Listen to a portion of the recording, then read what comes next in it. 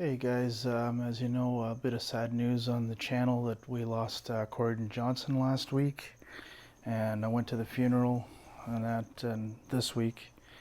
So yeah, that was a bit of a tough one. Other than that, guys, in the little soldering video I'm going to show you guys shortly. Not much happening on the channel. I had to ship the Orchard Audio amp back up to Canada a couple of weeks ago. A gentleman named Vincent is actually doing a review on it and things like that, and it's actually going to be on a tour up there. Hopefully Thomas and Jay and those guys get their hands on it. But yeah, really, I mean, right now I've got the Sony AVR as my main amplifier and everything right now. The PS Audio DAC has finally gone back to the factory to get the coax input repaired, and the I2S is not working at the 256 FS that they were claiming. I'm not too worried about that. I'm more concerned that they fix the coax, and hopefully that's the last time I'll have to send it back to them. The DAC's actually been rock solid for almost 2 years, but that little fiasco happened after the, I guess that's the Sunlight update. So, and really guys, not really much else to report. Nothing to bitch about this week. You know, just the usual stuff. You know, enjoy your rest of what's left of the weekend. I'm going to keep on soldering, and I'm hoping to have this 5-channel beast done by December. I've got some long lead time parts that I hope come in during that time frame. It's Mouser and all the other usual suspects say that parts will come in, but most of what I've been getting has either been from China, as far as R's and C's, resistors and capacitors, and some of the voltage regulators on the board I had to get from China. I just couldn't source those parts here. But whatever parts that are in stock here, I'm going to do a second order, hopefully next week, and get the rest of the parts for the board minus what's the long lead times. And basically that's it. You know, as far as all this supply chain bullshit that's been going on, the place I order from in China, they're legitimate parts, and I get everything inside of a 3-week turn. So I don't know, whatever.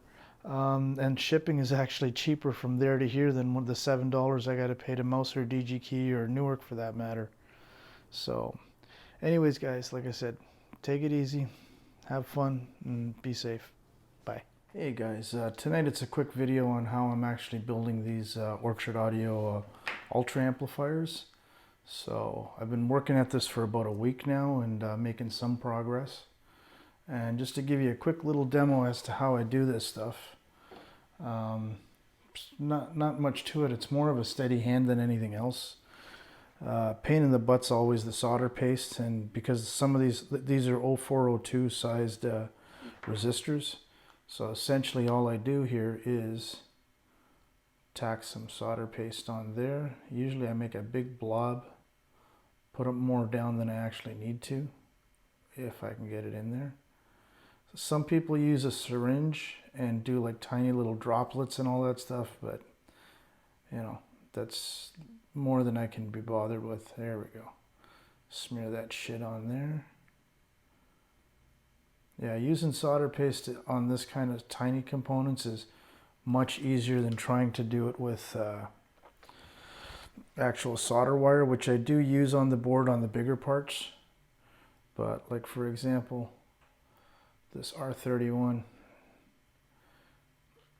usually what I'll do is I'll take the other end of the toothpick, stick the part down, then I'll hold it with tweezers, tack the one side in. Hopefully it doesn't fly apart on me, just like that, nice and simple, nothing too crazy. And you can see that it still didn't tack down. It will. Now it's trying to lift up. There, now she's on. With that in place, and yeah, it may not look pretty, but there's no short circuits, there's no opens. And now we'll blob down some more on the other side here. And yeah, you'll see I'll get it all over the other pads, but that's okay. We can always clean that crap off later. If I do melt some down onto the gold pads, it's okay. Just makes it easier to put the next part down.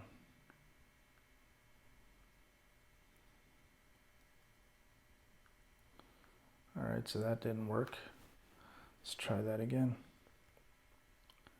Smear some of this shit on there.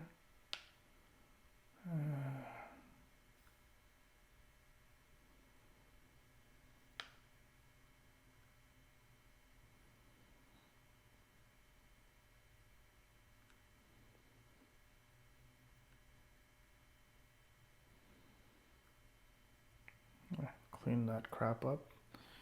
And it's on.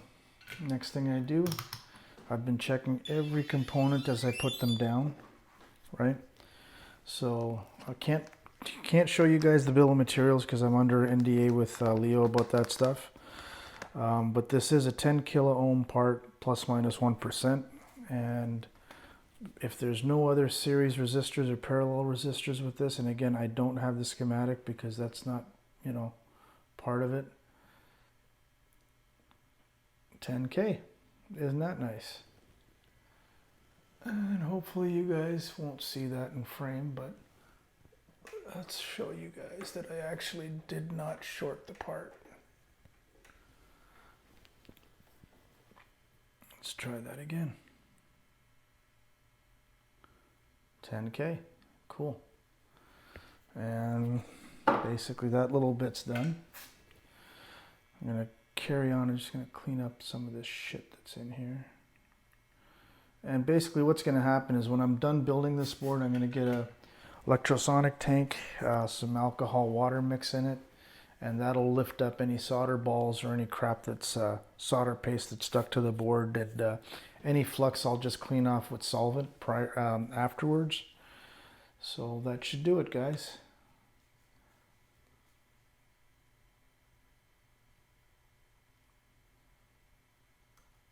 Cool.